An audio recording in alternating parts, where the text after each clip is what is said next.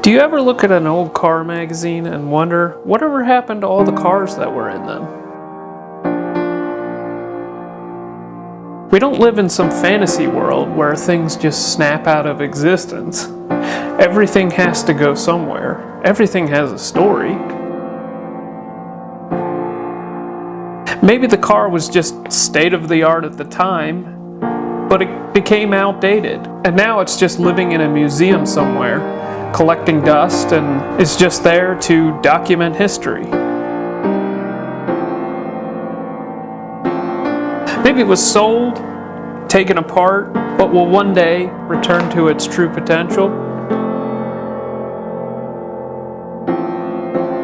Maybe it was chopped up, hauled off to the scrapyard, and only fragments of it remain. Or maybe its appearance in the magazine hadn't shown its true potential. Maybe it's still actively being developed. Maybe it got cut in half and welded back together, reshaped, remolded, re-engineered, repurposed, reused, reinvented. Maybe it was shoved into a barn to await its next journey. Maybe it still hasn't reached its full potential. Maybe it's time to break it back out and push it to new heights.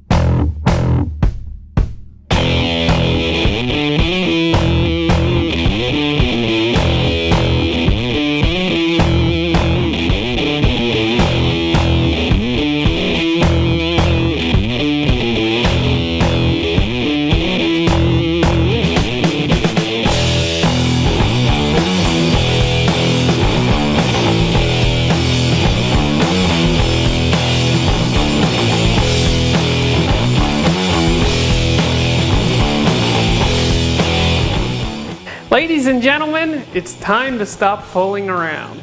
Today we're starting a new project. This is my dad's 1974 Datsun 260Z. I guess I should give you a little bit of history on the car. My dad originally purchased this thing in around 2005 for $100. It was that or $50. These cars used to be worthless, believe it or not. And this is not the only one that he had purchased at that time. He bought, I think, 5 or 6 of them, and the most that he paid for one was, I think, $100. Originally, he was building this car for the hot rod pump gas drags, and that means that it had the exhaust routed all the way out the back, and it had a lot of street comforts that maybe you wouldn't see on a race car. That event kind of got out of control, and for whatever reason, my dad decided not to participate, and we ended up taking the car to the $2,006 Grassroots Motorsports Challenge. At the time, it had a small block Chevy with a set of 180-degree headers, and it sounded pretty wild.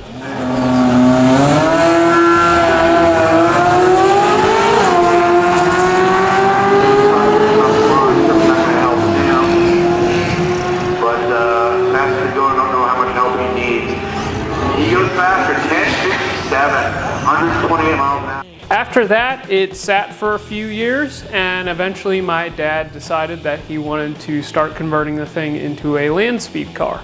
That's when we made the lengthened front end that you saw earlier, and we lengthened the car around 16 inches in this area and around 4 inches on the nose of the car, and the idea there was to make it one, a longer wheelbase. These cars are notoriously short, and even with 16 inches of lengthening, it's still only a 106-inch wheelbase car, which is less than a Camaro.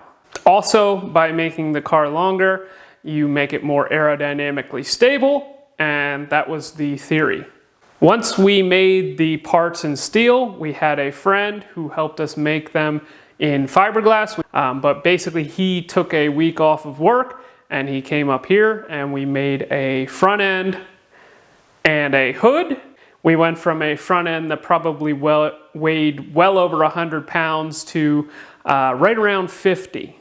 After lengthening the front end, the land speed deal kind of didn't really work out. We were actually going to try to work with some people in order to do a more of a sponsored type deal, but that kind of fell through, and we decided that we wanted to take it back to the Grassroots Motorsports Challenge in order to set the drag ET record into the 9-second range.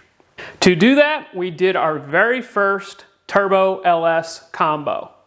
That ended up not going super well. We learned a lot about wastegate control and, well, just the fun of running junkyard engines.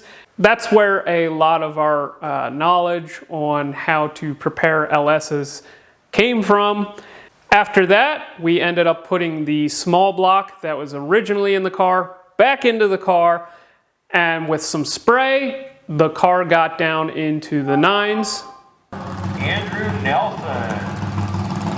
His first pass was a 9:53, 9.535 at 134.8 miles an hour.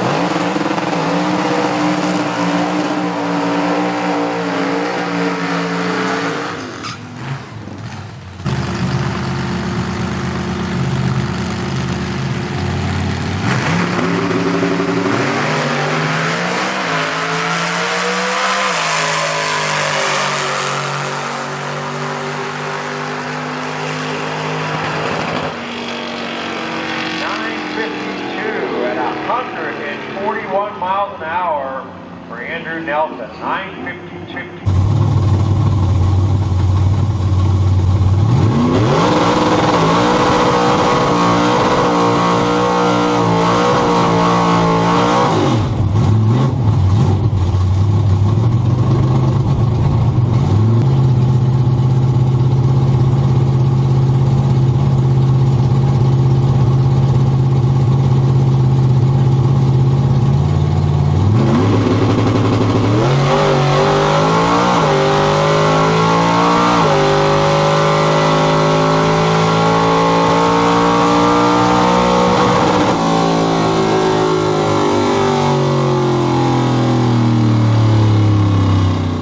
The car got down into the 9s. It went at 9:52 at 141 miles per hour.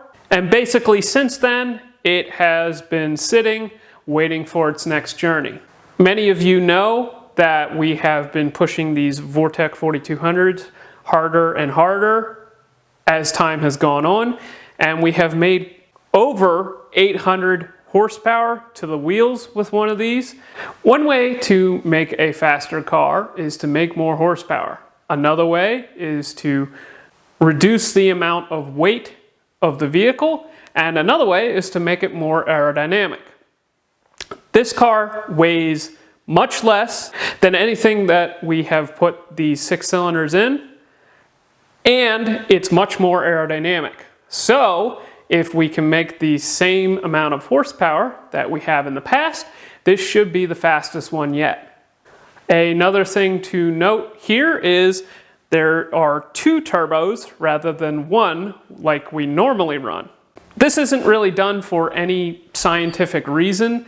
Frankly, a single turbo works just fine, but we decided to go with a twin turbo just to mix things up a little bit. Also, we had these turbos sitting on the shelf.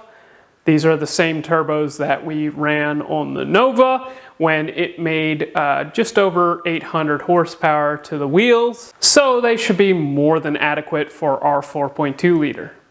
So we're going to be doing quite a few unique things that we have not done on any other combo with the 6 cylinders. And I'm really excited to get started on this, but that's all we really have time for today. So look forward to build videos on this. I'm sure a lot of you are very excited to watch this one play out. Make sure you like and subscribe. Consider joining the channel. See you in the next one.